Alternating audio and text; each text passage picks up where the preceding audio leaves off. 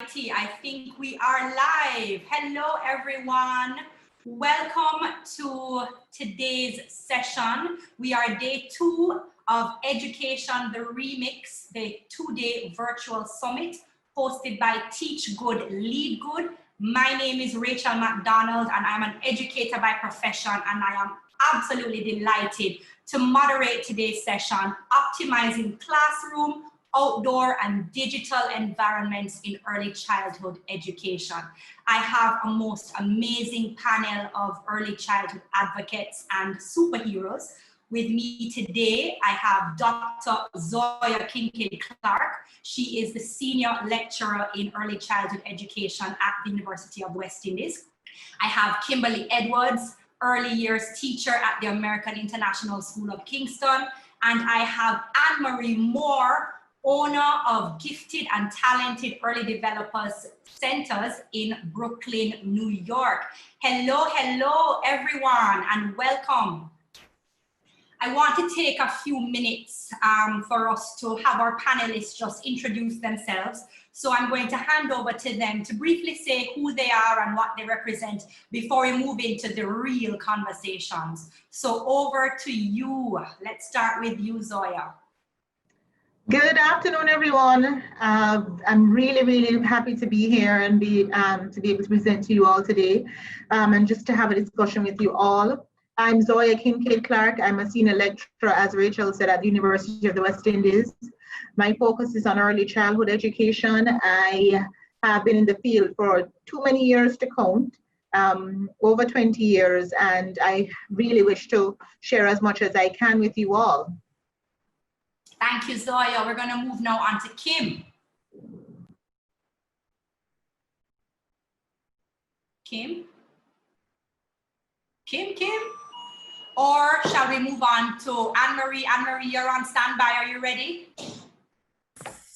Hi, everyone. I'm AnnMarie. I am a 14-year educator. I've taught in the early childhood setting, in childhood and special education. I currently run 2 preschools in Brooklyn, New York, here to share my expertise with this new online learning that everyone has now been thrusted into. So I'm happy to be here. Awesome. It's wonderful to have you, AnnMarie. Thank you so much. Can we move on to Kim now? Kim, hopefully all is ready and waiting for you to introduce yourself. Kim, anything? Kimika, can you help us get Kim? If not, we're going to move on. Perfect. All righty. Well, again, I want to just take the opportunity to welcome you all and to thank you for taking the time to really share your experiences and your thoughts on the most remarkable period of life, early childhood, and also for really kicking the ball further down the field of educational reformation and transformation. It is good to be here today. I, for one, am excited about having these conversations with the panel and sharing it with all who are listening and connecting all parts of the world, everywhere.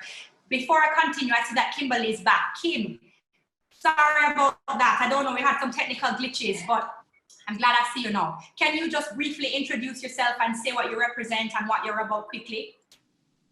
Sure. I'm so sorry about that. I am a kindergarten teacher here at the American International School of Kingston. I am at work, so I was kind of moving around a little bit, so that was my fault.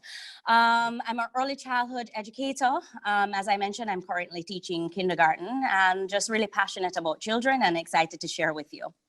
Awesome. Thank you so much.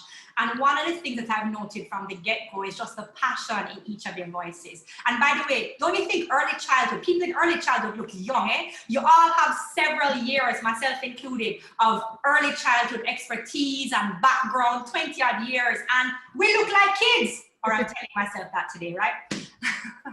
Anyway, let me move straight into the conversation a little bit more. So, a shift in paradigm changes everything, and what we hope to do today is to challenge our listeners, to inspire our listeners, to motivate our listeners, and to get our listeners to simply reflect on what they've done, on what they want to do, and of course on how they're going to do it. We want everyone thinking about strengthening and making better use of their talents, and of course inspiring our little ones to do the same. The time is now for us to move straight into conversation, and we invite you to guests post your questions for the panelists using the feature on the screen. I think it's to the bottom right that says chat mode, or you can raise your hand in that, there's a raise your hand button to be included in the conversations. But what we want to do is to run through your questions and your concerns and have you join the conversation, but after we get through a few topics first. So we will encourage the conversation to really get going towards the end. So without further ado, let me get started with our panelists, or rather our superheroes. In advertising this session, Renee and the Teach Good, Lead Good team used the word superheroes to describe our panel today. And I, for one, love that connotation, and I want to play on it. Superheroes, in my eyes, are often fictional characters, but more importantly, they possess a certain amount of extraordinary power, and they kind of use these powers to do good and to achieve good. This is indeed uncanny because children always deserve a champion, and they always need an advocate who will use their powers to fight for them at any and at all costs. I feel that early childhood practitioners do exactly that. They literally stop at nothing to ensure that childhood is the most precious and valuable period of life, and that it is filled with awe and wonder amidst opportunities and possibilities. With that said, one of the things that we have acknowledged since the onset of COVID-19 is that education is not fixed, it's not linear. In fact, as many of us have seen firsthand, it takes us all over the place. It takes us inside a classroom, it's us outside under a tree, it's moving onto the playground, and then even remotely using digital tools. Little over 1 billion children worldwide have been affected by school closures since the onset of this novel coronavirus. And in Jamaica, this translates to about 120,000 of our young learners. Of course, when I say young learners, I mean at the early childhood level, who have been literally sent away from their physical brick and mortar school structures and have been encouraged where possible to learn remotely. Since that period, educators like our 12,000 early childhood practitioners on the Rock have had to change the way that they deliver, change the way that they facilitate lessons and learnings. And this has been particularly difficult for many practitioners, especially here in Jamaica, and also AnnMarie at your centers in Brooklyn, since most, if not all of you, follow a play-based curriculum. Let's get the ball rolling now and talk a little bit about what you ladies, particularly AnnMarie and Kim, did to maintain and continue engagement. Kim, you want to start off? And then you can chip in and share as well, AnnMarie. Okay. All right, so hi again, everyone. Continuing the engagement. I think one of the things that you should all plan to do is to just meet with your students first, virtually on an individual basis, just to have that connection going before you open up everyone to an entire whole class type of setting. So I think reaching out to the families and just connecting with them on a one-on-one basis is the first thing you need to do. Once you've done that, you know, getting the kids from this easygoing type of laid back schedule into something more structured is going to take some phasing in. So it's not something that you can jump right into at the beginning, right? In fact, I would start off with some introductory type of activities to kind of get everyone sharing and talking about themselves and opening up. In fact, a good idea would be for teachers to make an introductory video and share that with the students before school actually starts online. So everybody feels as if they have a relationship with you and they know something about you. And then that will then give them, you know, the know-how to create a video like that. I think that once you do that and just kind of get everybody talking and interacting, that's the best icebreaker that you can really bring to an online classroom. And then once you do that, you know, really asking everyone to be engaged and interacting is something else that will help to maintain that engagement. At AISK, which is a school that I'm teaching at, we did not go back virtually. We were lucky enough to have the students face-to-face. But I know that, you know, welcoming back students after a long holiday, welcoming new students, students that don't have any friends at school because this is a new school for them, is certainly a very difficult and challenging thing to do. And so just, as I said, you know, just starting off with those, you know, social activities is a wonderful way to get everybody to open up and feel a little bit more comfortable. Definitely. But you know, Kim, before I even run on to AnnMarie, Kim, I mean, you mentioned something that that struck a chord with me, you know, breaking the ice, sending home some sort of introductory videos. Aren't these strategies that we should be doing either way, even if we were having a face-to-face sort of setting? Is this not something that practitioners would normally do or should normally do? I don't find it well. I find it very strange that we want to do this only because we're making this jump to virtual or online learning. Correct me if I'm wrong, because you're in the classroom. Absolutely. These are things that we should be doing, but we're doing it in a different way. If you're doing an introduction, you have the students right there and you can connect with them. But virtually, it's a little bit different. And as I said, if you want to connect with each student one-on-one, then definitely creating a video that they can watch over and over again, possibly even think of questions that they'd like to ask you. Those things would not be available if we were face-to-face. So I think that's something that's really beautiful. It's something that they get to keep and replay and think about, so that once they do get a chance to meet you, again, they're asking informed questions and they feel as if they have a relationship with you already. And I think that's really, really important. Going into an online situation, I think a lot of people are confused as to what it's going to look like. So many people say, well, you can't recreate the classroom, you have to do it differently, but what does that look like? I think a lot of educators are stuck on that. But I think that it's so important to maintain some of the things that you were doing before, like the introductions, and just think, what would a classroom be without no procedures or no rules? Those types of things are things that you would do at the beginning of the year, and you certainly need to do online, because even though we're not physically in a school, this is our classroom and the students need to recognize that. And I think that is important for you to do little introductory videos, not just for yourself, but also to introduce them to this new technology. A lot of students get stuck because they don't know how to use the technology. And you don't necessarily want to take up class time to go ahead and show them all these different features. So I think creating a video to go along with that introductory video is a wonderful introduction, not just to you as a teacher, but to your new classroom, which is virtual. So I think that spending the time to do those things ahead of time, very important, because it will definitely set the type of classroom environment online that you're trying to create, which is so different from, you know, a face-to-face type of thing.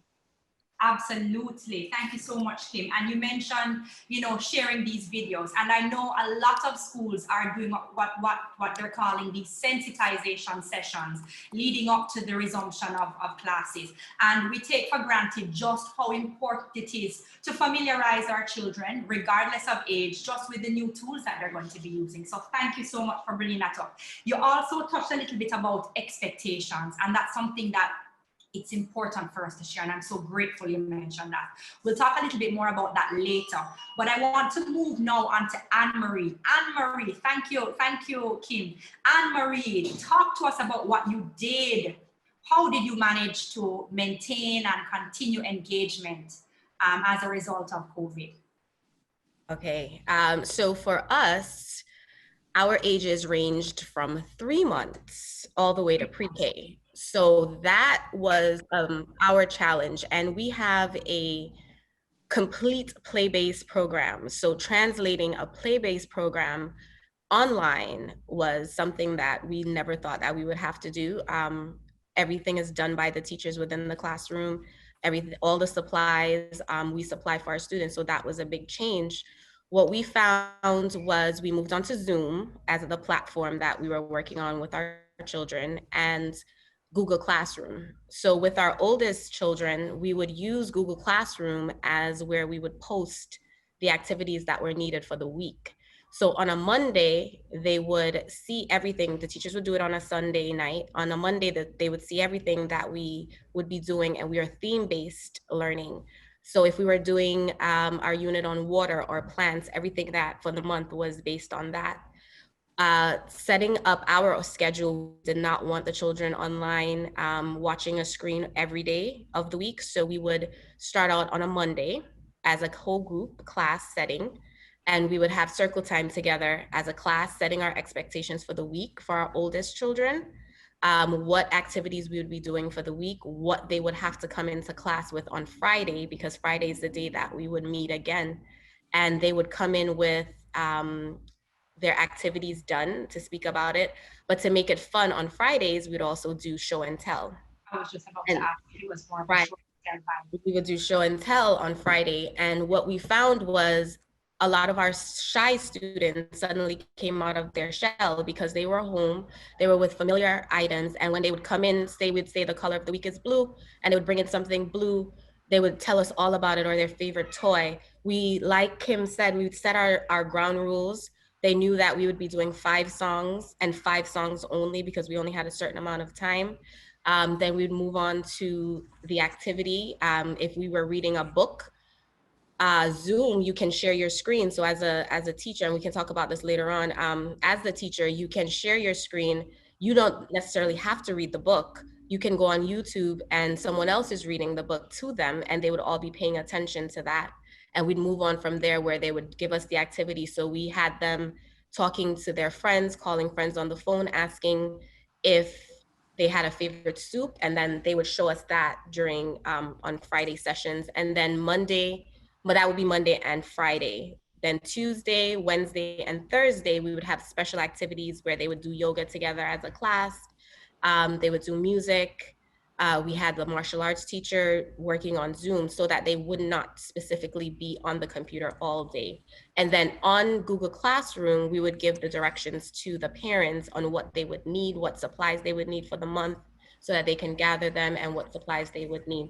So for the babies, they would just meet on a Monday and a Friday to do their sing-along activities. So even down to our under 1, 2-year-olds were on Zoom. And it was just a way that we were able to keep the community and the family together that they were used to. And we were able to connect with the parents. The parents enjoyed it. You would see them joining in on our message, on our Zoom meetings. Some of them would comment that, you know, they never would sing these songs before with their children, but now it was the special time that they were able to share together. I love that. I love that, AnnMarie. And I particularly love the balance that you struck between screen time and between facilitating this sort of play-based curriculum. I know that several organizations, the National Association for the Education of Young Children, the Association of American Pediatricians, and even our local Early Childhood Commission have suggestions about what the daily recommended screen time is as per age and all of that.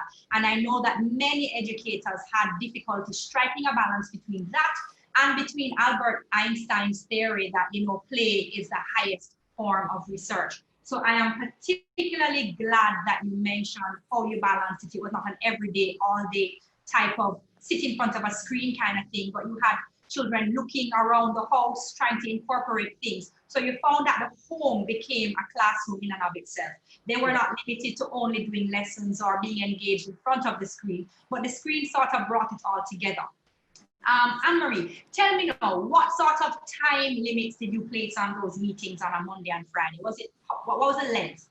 The longest length of time was with our oldest class, and that was 45 minutes, only because the kids would take turns talking. And you know, some kids are a little bit long-winded than others. So we gave them enough time that they were able to express themselves without cutting it off. But they knew that every child had to speak. We set those ground rules from the beginning. And if there was any other thing that they wanted to send, their parents would videotape them and post it to Google Classroom so that we were able to see it, and their classmates were also able to see it. I love that. And I love the incorporation and inclusion of parents and families. As you mentioned, many families, many parents don't know what takes place in circle time. You know, they drop kids and that's it. You know, but forcing them to be a part of their children's learning and including them is something that I think has been positive in all of this, right? But notwithstanding, we have seen great diversity in terms of engagement. Here in Jamaica, we've seen teachers riding through communities on bikes to deliver work. We've seen a wall in a community become a blackboard and be used to share daily activities in writing. We've seen the increased use of things like WhatsApp, email, tech tools, and a variety of platforms being used to deliver content.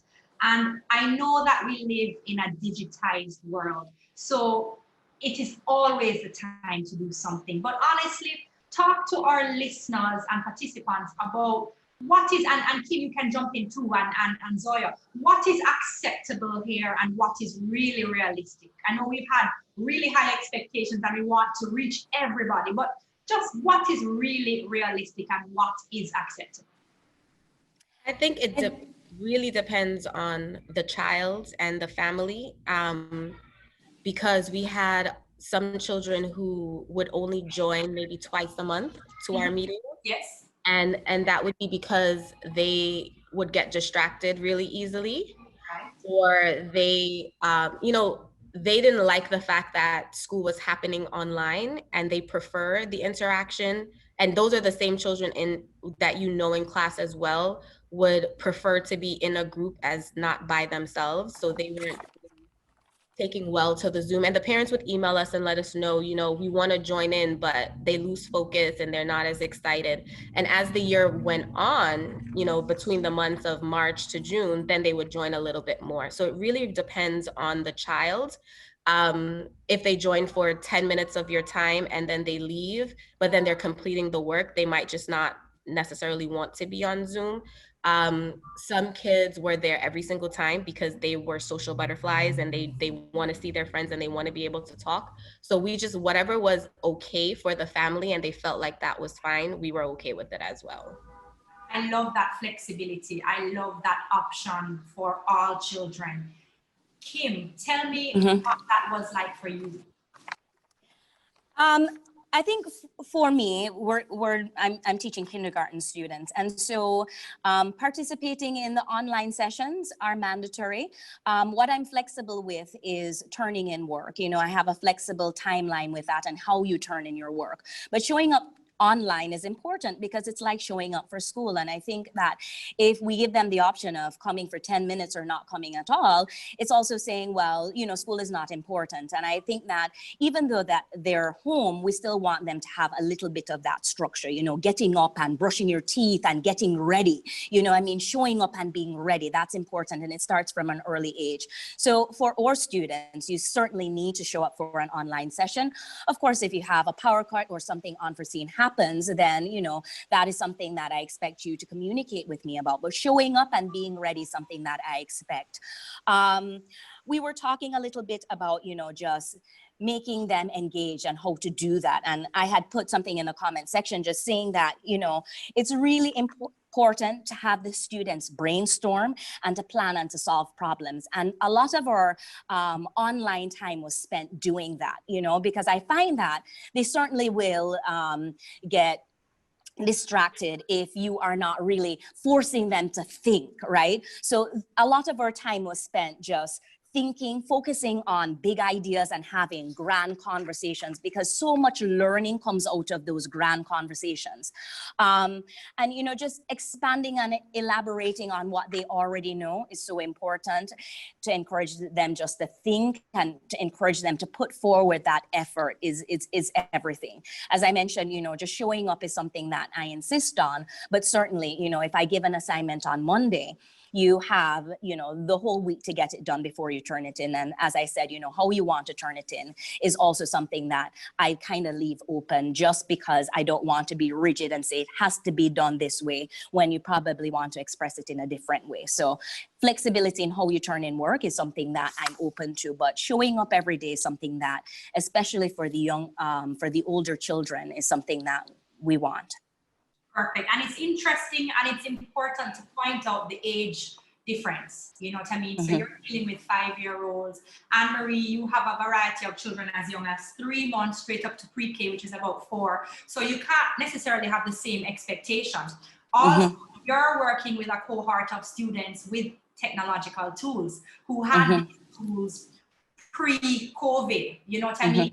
You're not talking to anyone at home without internet, without a device. So it's easier for your children to commit and for you to have showing up as an expectation.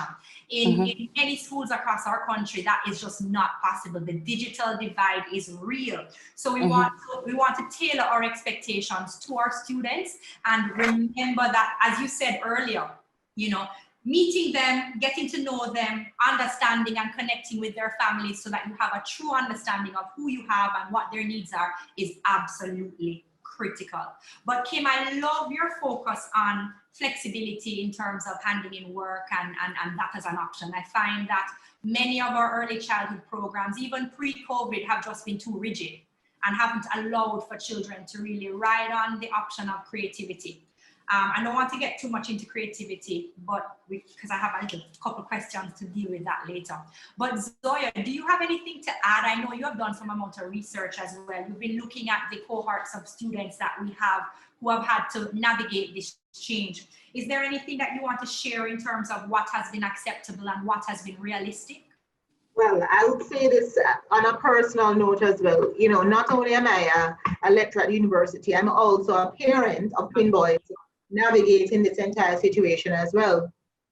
But I really want to insert and just to support Kimberley in terms of flexibility. That is incredibly important in all of this, especially for children who were not traditionally going with online learning from the start of the school year. But I also want to highlight that it is important for teachers to recognize that online learning and face-to-face instruction is very different. And attempts to replicate a face-to-face learning experience online is going to create some kinds of challenges. And I think that's where it's frustrating for teachers and it's frustrating for parents and for children when teachers are assuming that they will replicate to the T or exactly what happens in a face-to-face classroom. And so I think it requires not only flexibility on the part of the children and the teachers, but also on the part of the parents. And expectations, not lowering your expectations, but perhaps changing or having your expectations evolve to keep up with the changing dynamics. That is also very important. You know, this whole discussion and listening to it and hearing these wonderful teachers, AnnMarie and Kimberley, talking, it really brings to mind some of the frustration that parents encountered. And that's simply because there were many teachers who assumed that they were going to take the timetable, that face-to-face timetable, and replicate it to the T online. And that is where a lot of the challenges came in. But Zoya, in addition to that, you had many parents who wanted this exact replication because they are just absolutely uncertain of what learning can look like and also their role in this whole process. This is why when Kimberley said the need to introduce yourself, it was also important. I think she hit the nail on the head. It's also important to orient parents into what this online instruction will look like, because you are correct, many parents don't know. And so it's important that as teachers, we educate. I think one of the things, a professor of mine many years ago told me, assumptions are dangerous. I mean, when we assume as teachers that parents know what to expect, that's where we fall short. So it's important for teachers from the get-go. You meet with the children, you orient yourself with the children, and then you also meet with the parents so that they will have an understanding of what this new normal is like. Because in an everyday face-to-face classroom where children sit from 8 until 1:30, there is no way that a 5-year-old, worse, a 4, a 3-year-old will be able to sit from 8 until 1:30 in front of a screen. You are setting yourself up for failure.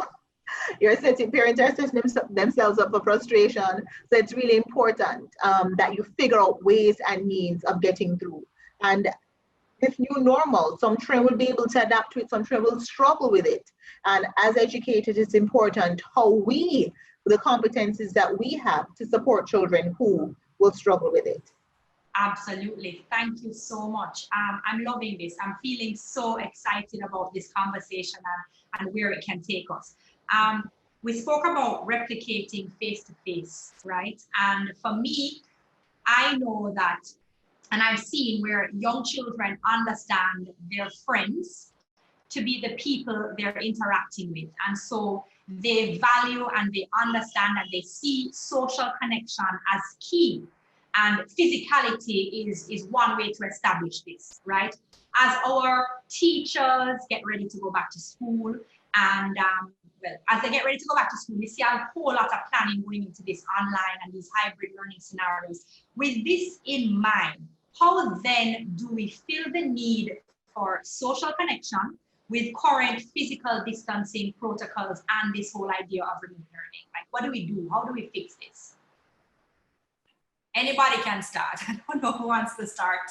I think an important is that teachers take the time and recognize that the whole social aspect of the learning environment is crucial.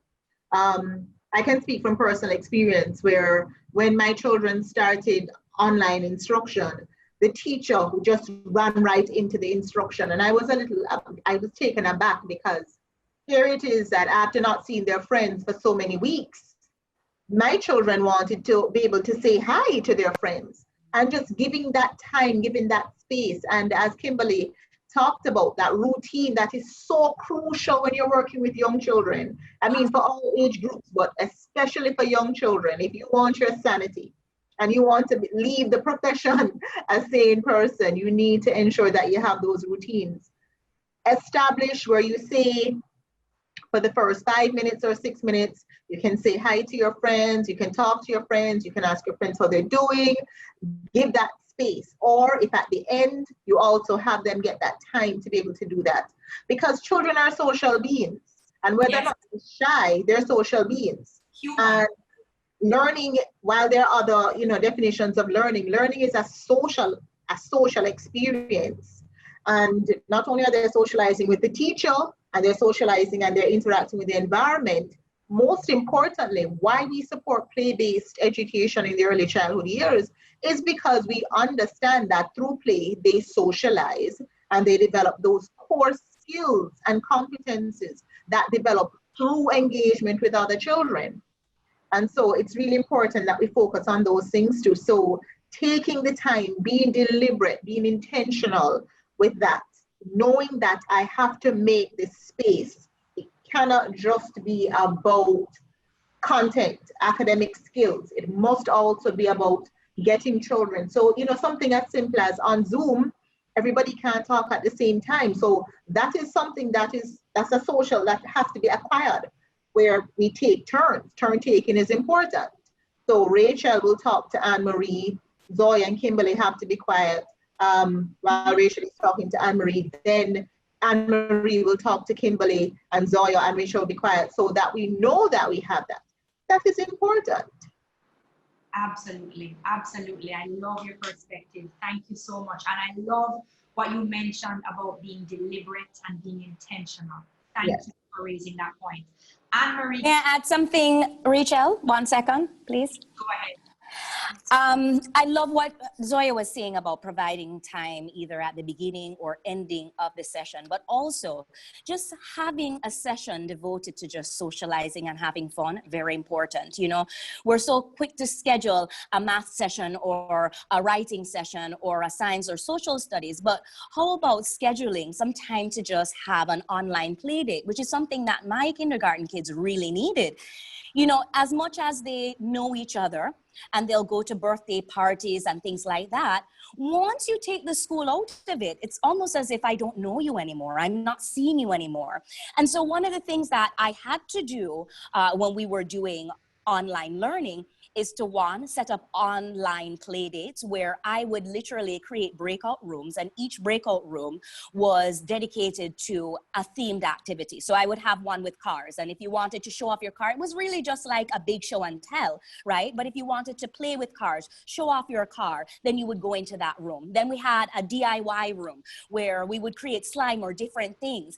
And I would always go ahead and set up these activities ahead of time so that parents could provide supplies supplies if they were needed.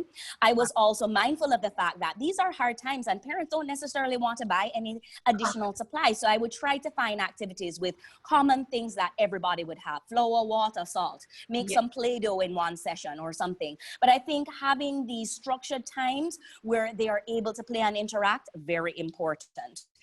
Because believe it or not, as much as they see each other on a regular basis or used to see each other on a regular basis, they feel like strangers now, right?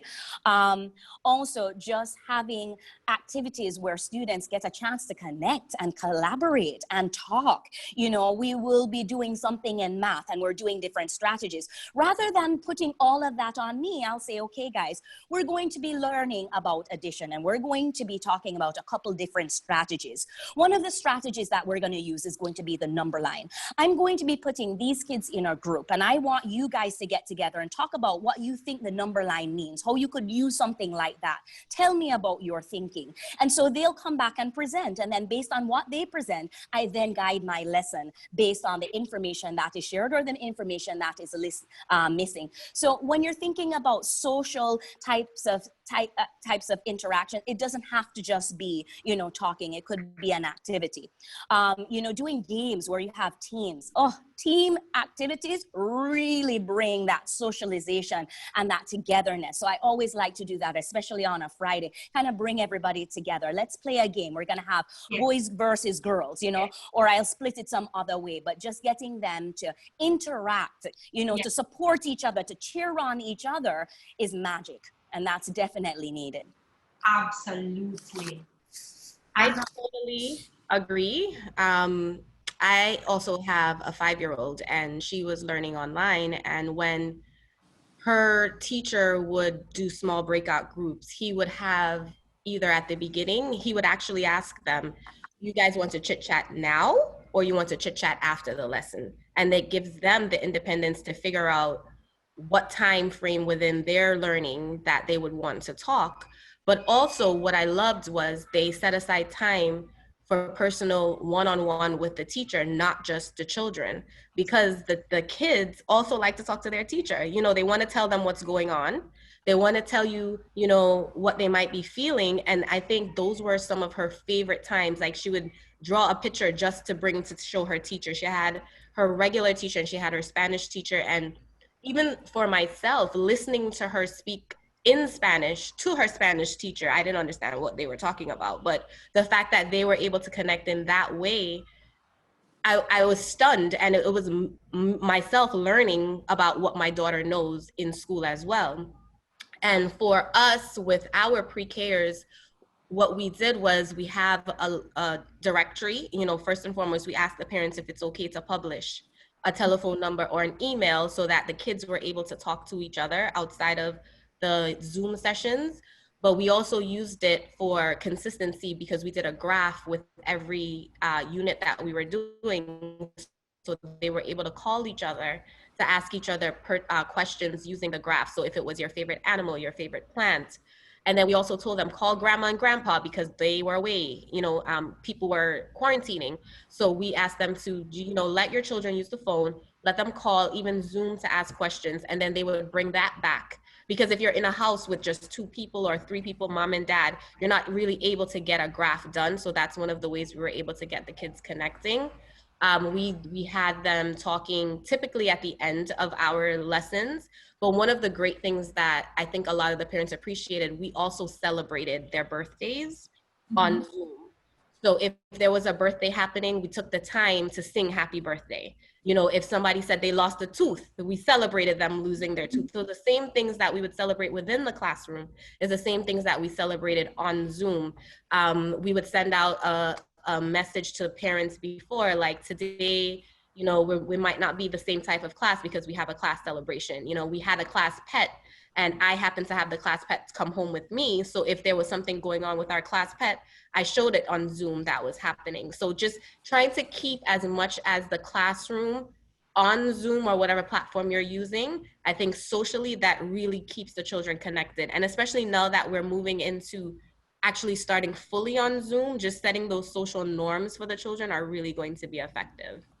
Awesome, thank you. So for sure, listeners, participants, for sure we see the need for what we call like these link ups and these chit chats or these hangouts amongst our children and with our teachers. You know, our children are social beings. They require these sort of social connection. It doesn't necessarily have to be a face-to-face physical connection, but we must provide for opportunities for them to connect, right?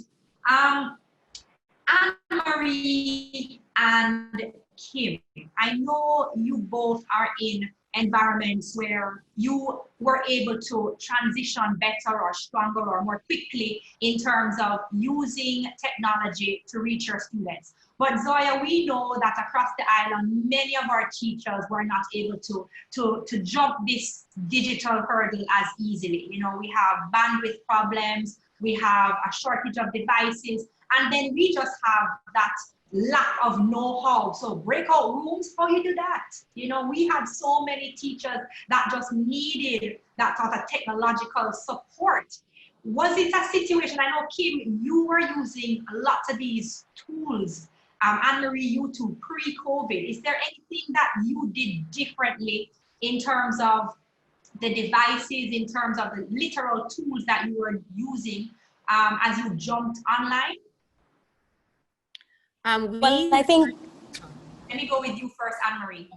We typically didn't use Zoom or Google Classroom because the teachers were very hands-on. So learning Google Classroom was something that yes, we all had. We did that maybe I think in 2 days, trying to get that done, even getting the parents set up on Google Classroom, because when you have a preschooler, you know, you're not thinking about those things. So even getting a refresher course for the parents to get them on Google Classroom, we all had to learn Zoom and figure out how to mute and unmute the children, because at this age, they really need to be muted sometimes.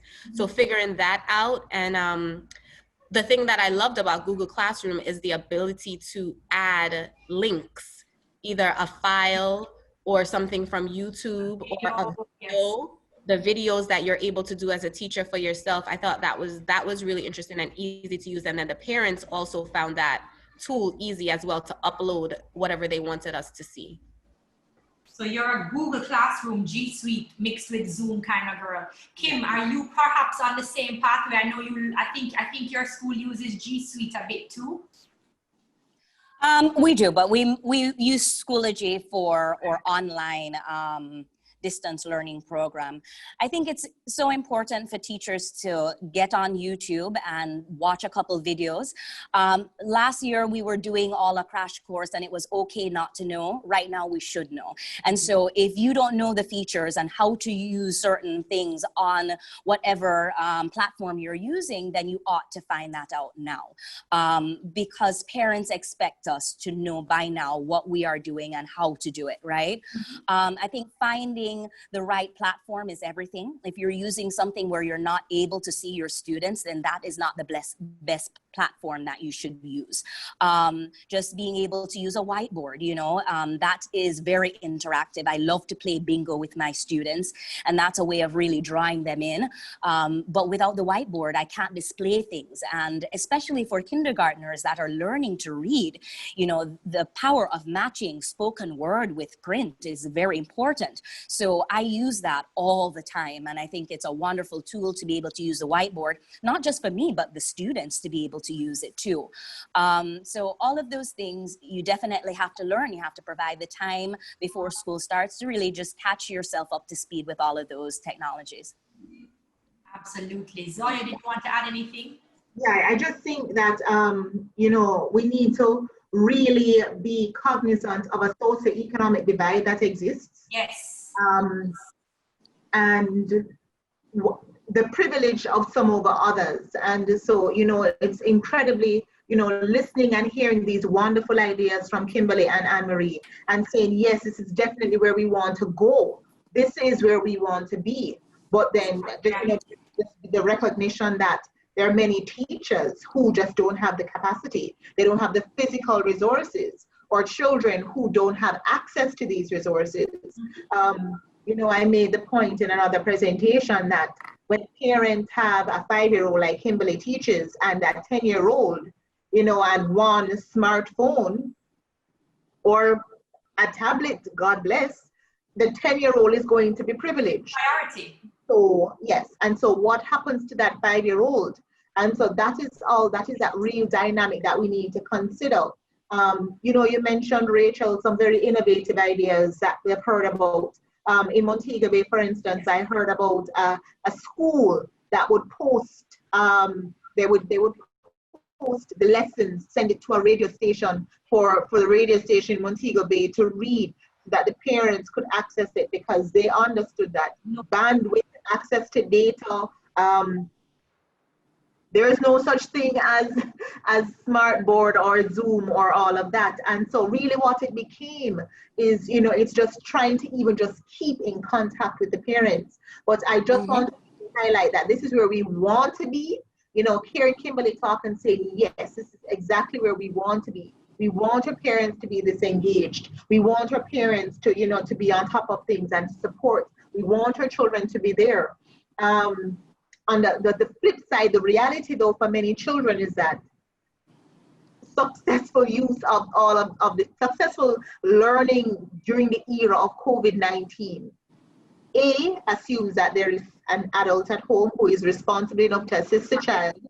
B, assumes that the parents are unemployed. Or C, assumes that the child is able to navigate the technology by him or herself. And so making these assumptions, as I said, can be dangerous, but it's how we can go through and access these wonderful things. You know, hearing Kimberley talk about, I, you know, saw a video of a teacher.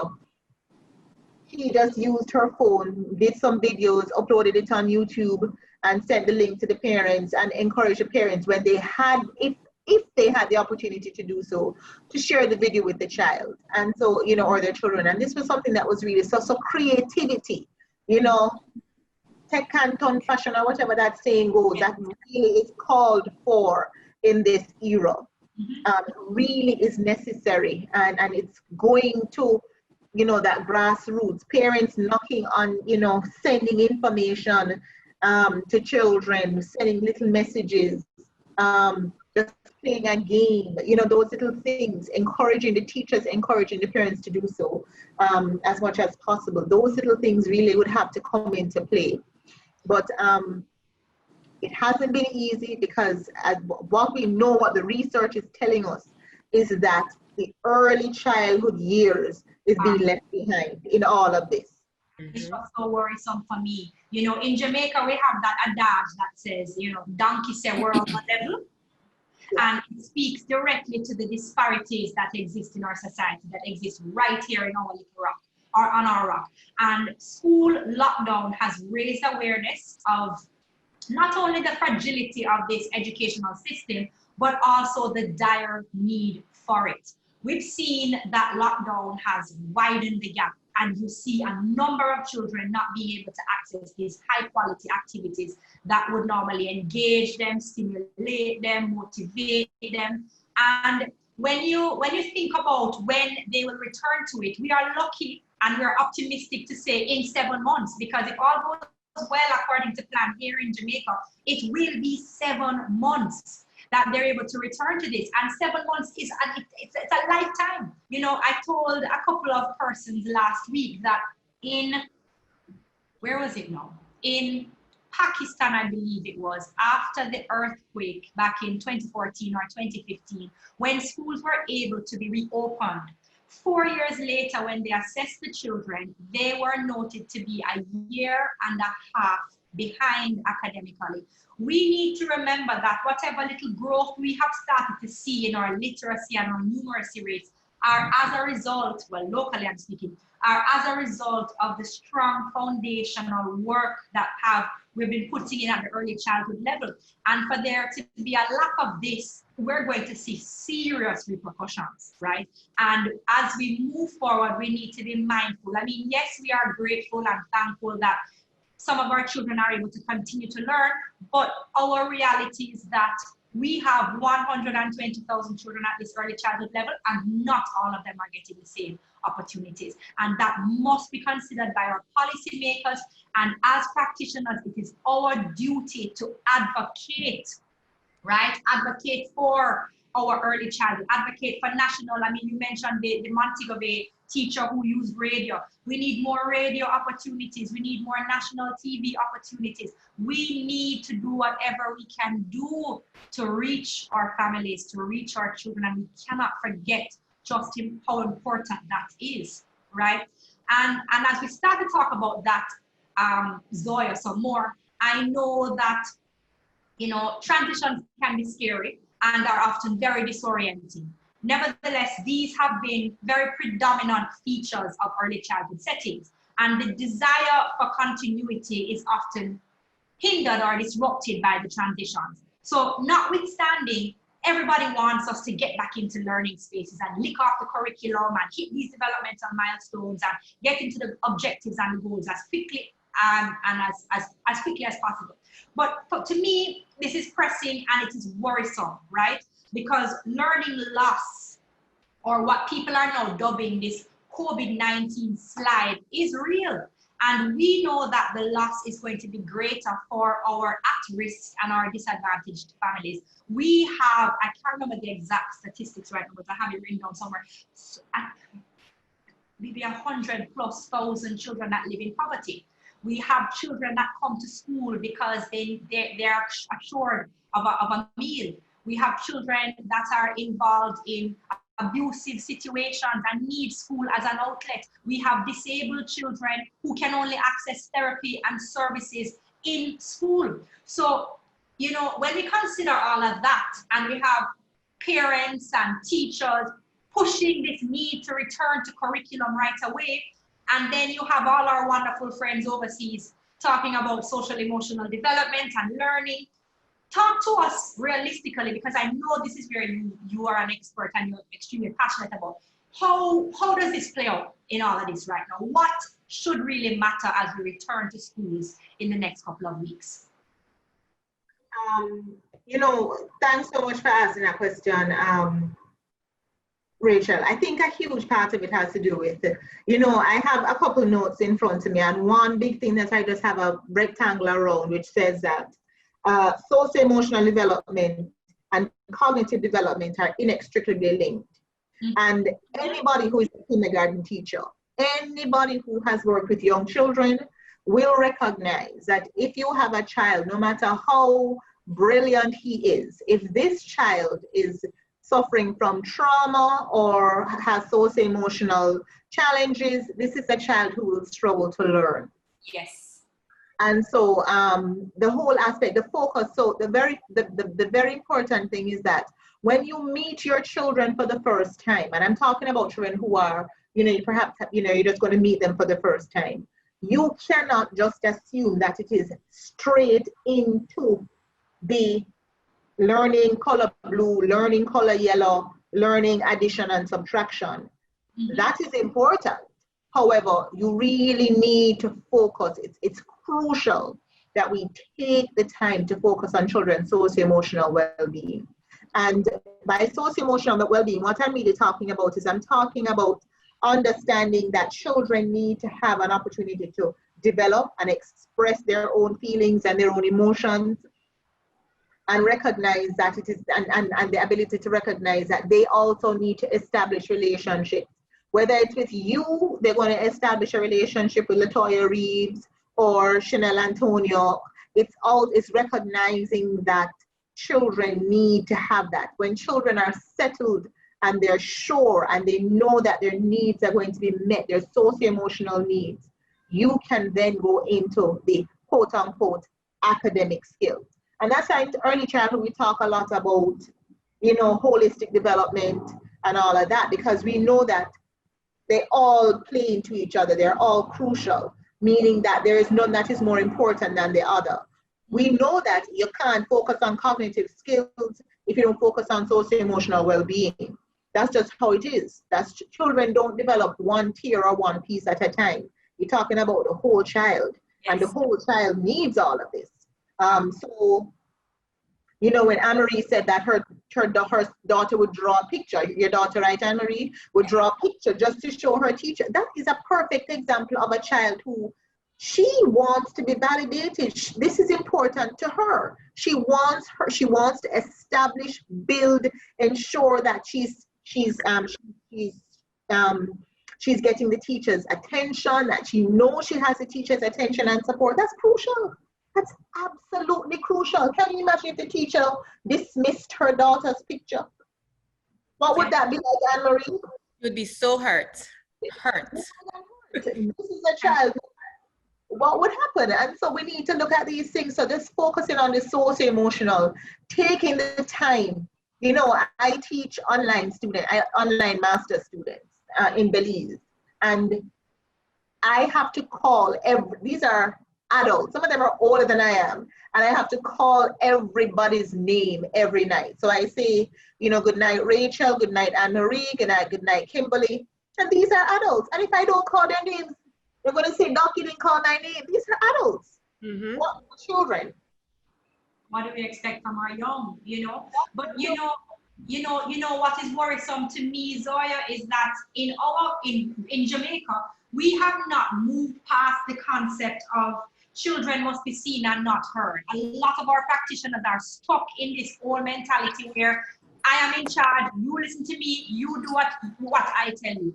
And those are not environments that are going to facilitate feelings, that are not going to facilitate academic achievement. It's just stagnant. What can we do to get this message of social emotional learning passed on from person to person, especially right here? I mean, this is a relatively new concept for us here in Jamaica, and I want it to get a whole heap of traction. I want us to magnify this message, and I want us to do all we can to prioritize it when we return.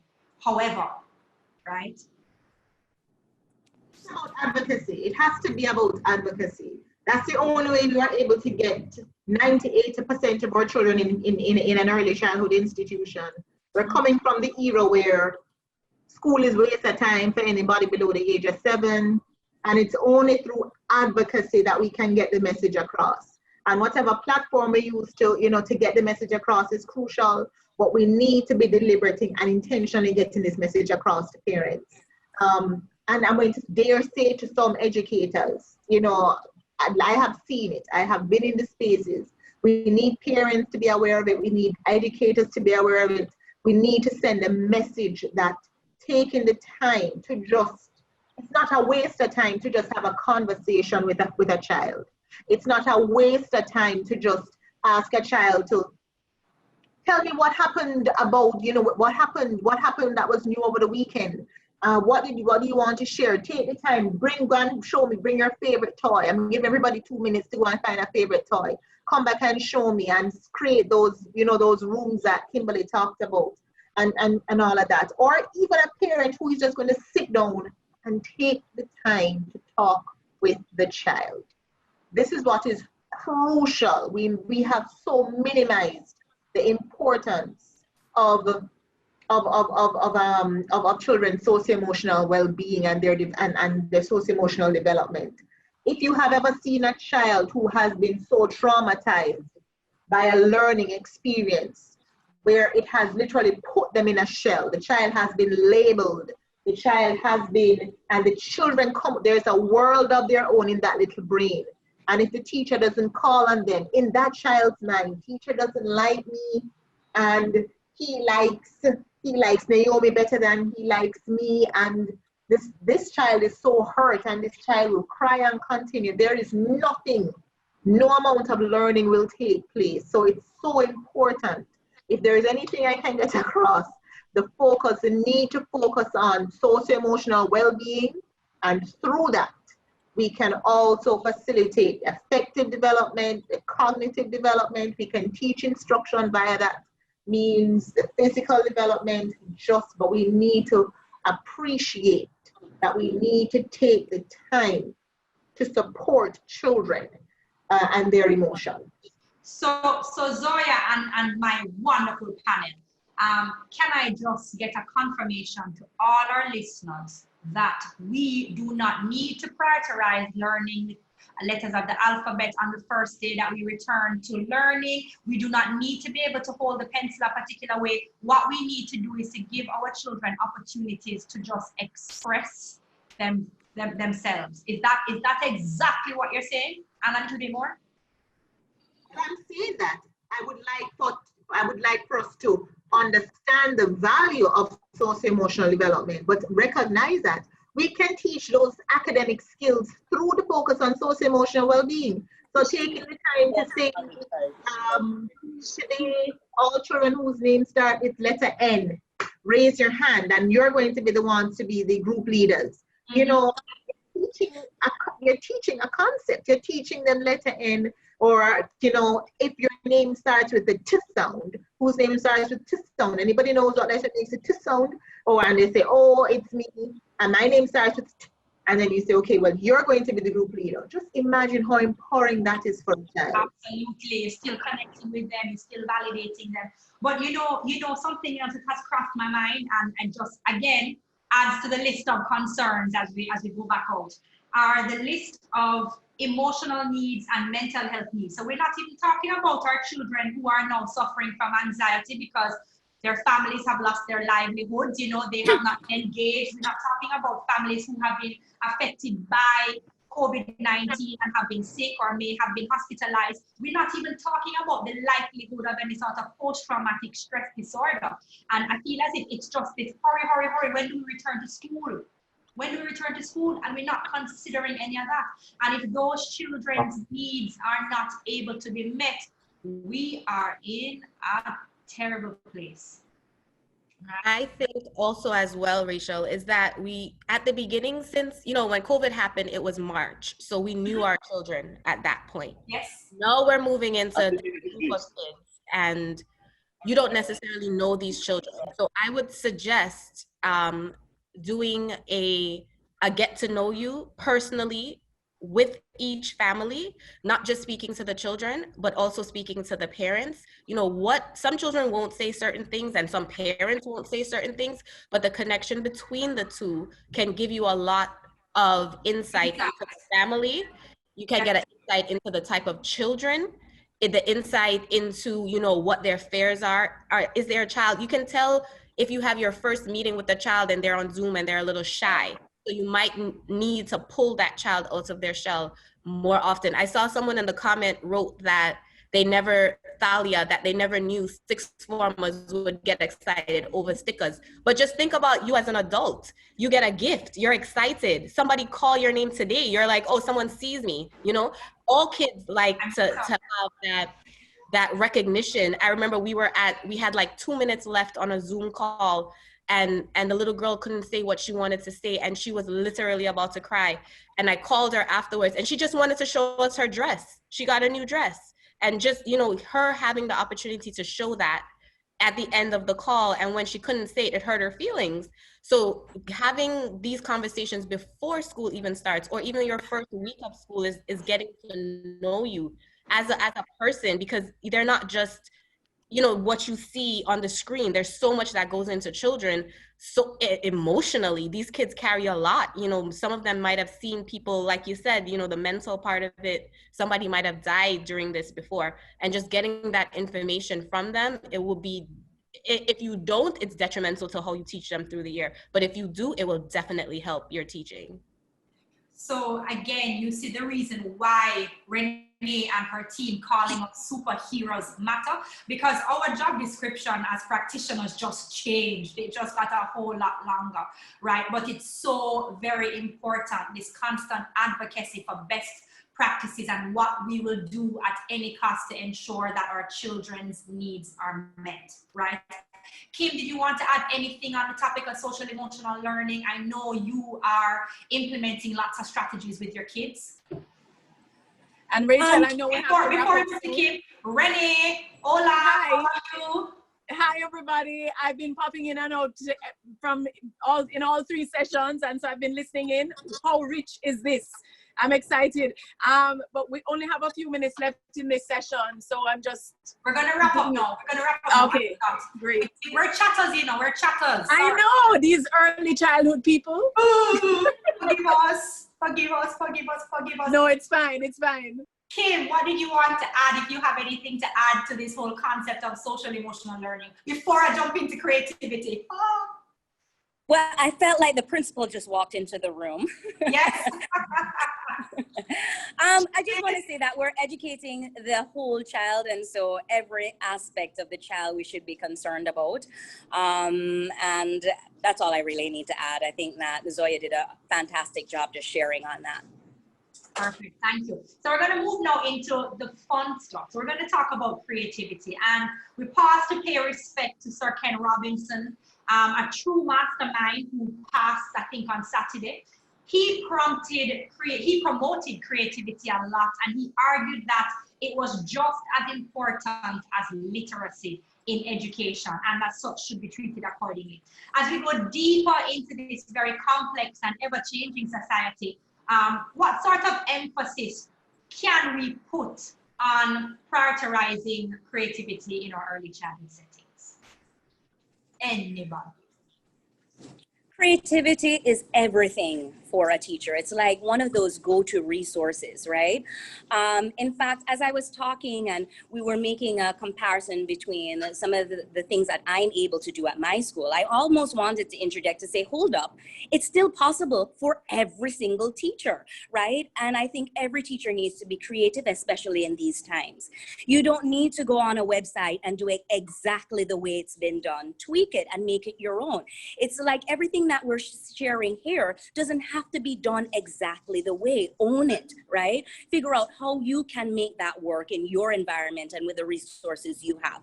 So I want to say that everyone needs to just open up their mind to just being creative and thinking about how to accomplish something regardless of whatever resources you have. No excuses. For teachers, no excuses. It can be done. If you don't have an online platform, it means that maybe you're going to be delivering things. Maybe you're creating packets. Now, as it speaks to creativity and how you can connect that in your virtual classroom and just make everything exciting, I would say definitely to go on Pinterest, get those ideas, but as I said, to make it your own. You know, these simple activities that we do can be magic. As I mentioned before, playing something like bingo. And when I said to my kids, oh, we're gonna play bingo, everybody kind of looked at me like, how on earth are we gonna do that? Well, we had a whiteboard. I asked everyone to create their own bingo card. I came up with a list of words and I said, on your bingo card, you're gonna personalize it. You can pull any words from that list, right? And these were words that we were learning for the week. And then we played a bingo game. We were playing a game. We were socializing and interacting. We were reviewing important concepts, and we were doing all of that wrapped up into one. And I think that's how we need to think. How can I do all of these things, but the kids think that we're only doing this, right? So I think we need to be creative in that way. And I think that STEM or STEAM, whatever it is that your school may be doing, is an awesome way to really just deepen thinking, to make children curious about learning, and to make it creative, to add that extra oomph to your lesson. You know, they're gonna build something and then come back and talk about it, you know what I mean, and what went wrong and how you can fix it. And so all of those things are creative things. You don't need to be doing backflips or something out of this world. It can be something very simple, as I mentioned, as bingo. Excellent, excellent. Thank you, Kim. AnnMarie. I would add that I would tell parents to save everything. So an egg carton, save it. I save these, the toilet tissue holders that are in the middle, sponge, and the little tops of containers. These can all be used for everything, science, math. If you're accounting, go outside and get some rocks. You know, put those, if you're making something. I remember growing up when my brother used to make box trucks. If you get the carton of boxes, and it addresses the iniquities of things that children might not have. But even in the way that you give directions, you know, it might say cut, but they might not have a scissors. So say tear, you know, in the way that you say color, they might not have paint, you know, maybe shade it in with what you have, you know, just thinking about it from every sense of from beginning to end, to make sure that every child can do something.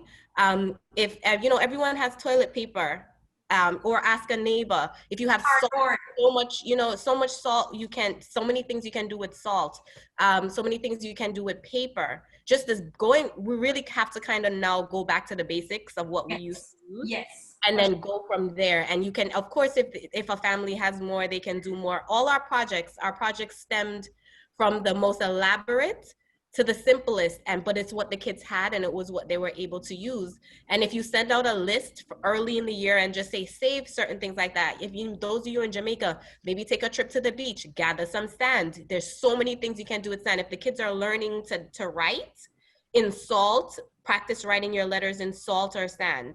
So, dirt, rock. That's free, right? And it's free. Go outside and find different leaves of different sizes. Just use your outside. Go collect seashells at the beach. Different things that you can do. If you're thinking outside of the box, don't just think of, okay, I'm in the classroom, I have every supply that I need. Now is the time to really think outside of the box. Pinterest has a lot of things. I don't mean to cut you, but I want us to move the conversation quickly because they're sending me messages that we're talking constantly, but we're early childhood advocates, so we're going to talk nonstop. I mean, come on. I think, Zoya, when I think back to AnnMarie and Kim reminding us to use everything that we have, I remember the old time box juice trucks and cars. You remember those? Mm-hmm. That you used to see everywhere before children actually got real toy cars. And I feel as if it would be so good. There's so much wealth and benefit to going back and to looking at what we have done critically. And I feel that this is another reason to validate reflection, right? Reflection, what have we done, right? And I value that here in Jamaica, reflection is such an important part of our early childhood classrooms, or really should be such an important part of our early childhood classrooms. And just to remind our participants that creativity is best demonstrated, it's best shown. So if we want to filter and to enable creative settings, we need to show our children that we ourselves are creative. So we need to step outside of that zone, step outside of that box, and just stop being afraid. Children are not afraid in the beginning. We instill fear in them. We box them. We, as Sir Ken says, educate them from the waist up and then from the neck up. We have a responsibility to literally promote ideation, to promote innovation, and to perpetuate this leading and learning by example, right? So with that said, I need to, AnnMarie, I'm going to trust that you said your final words. Kim, I'm going to trust that you said your final words too, unless anybody wants to add anything. Zoya? I just want to say, keep it simple. Creativity does not need to be complex. Keep it simple. That's when you're going to get the most amount of rewards. Also, when you're thinking about being creative and kids creating things at home, think about the purpose. I think nothing annoys parents more when you ask them to create some form of artwork and they're not seeing the connection with the content that they're learning. So make sure that it's connected to their learning and that it's practical. It could be going outside to create a rain gauge to measure all the rain that's been falling, which with something like that, I wouldn't even say you need a plastic bottle. I would say create a rain gauge and it needs to have these things, but then leave it open so they can find whatever materials they like. So as I said, keep it simple, make sure that it's connected to learning and just practical. Excellent. AnnMarie, Zoya? I'll just say, let children play. Play really teaches children a whole lot about themselves and about their world. Let children play. That's what I'll say. That develops the creativity. And, as AnnMarie and as you were talking about Rachel and Kimberley, the whole aspect of trashables to teachables, that creativity. It takes a certain amount of creativity, but you can get there. But I say, just let children play. When children play, and be intentional with your quests and talk with children. Parents, teachers, take the time to talk with your children. Open-ended questions, answer every question they have, encourage them to talk. We have a problem in our country where many of our children don't have enough, their vocabulary is limited, and that's because we're not talking to children. We can get over a lot of the hurdles if we just take the time to talk with them and play with them. I'm finished. That's it. Absolutely. Yeah. The only thing I would add is just make sure when you're planning, like Kim was saying, it's intentional, but also think about the children and think about the parents and think about, how they're reading it and how it's coming across, because sometimes as teachers, we know it and it doesn't, and we know exactly what needs to happen, but when a child or a parent is reading it, that they might not get the same understanding. So make sure you're very clear and very concise in what you're saying, but also remember that they're kids, they also need to have fun, and they need to play when you're planning your fun. Have fun is my thing. I love the word fun, and I love to have fun, and that's a big part of what children's settings should entail.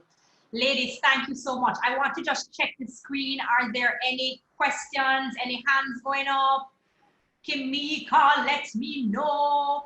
Thank you, Odette. We are grateful for your comment and for your participation. Anything else?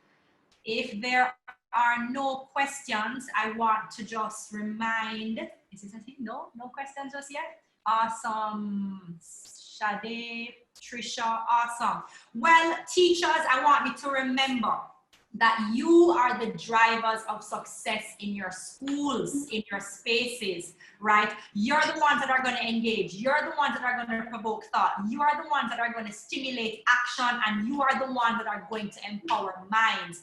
We really and truly are counting on you to be the change that we want to see. Get this ball further down the field of reformation and transformation. And we take this opportunity to thank you all for participating. We want to big up the team headed by Renee at Teach Good, Lead Good for prompting thought and encouraging conversations like this. And we wish you all the best as you begin to optimize your learning opportunities for your children. Thalia, Naomi, big up yourselves. Everybody,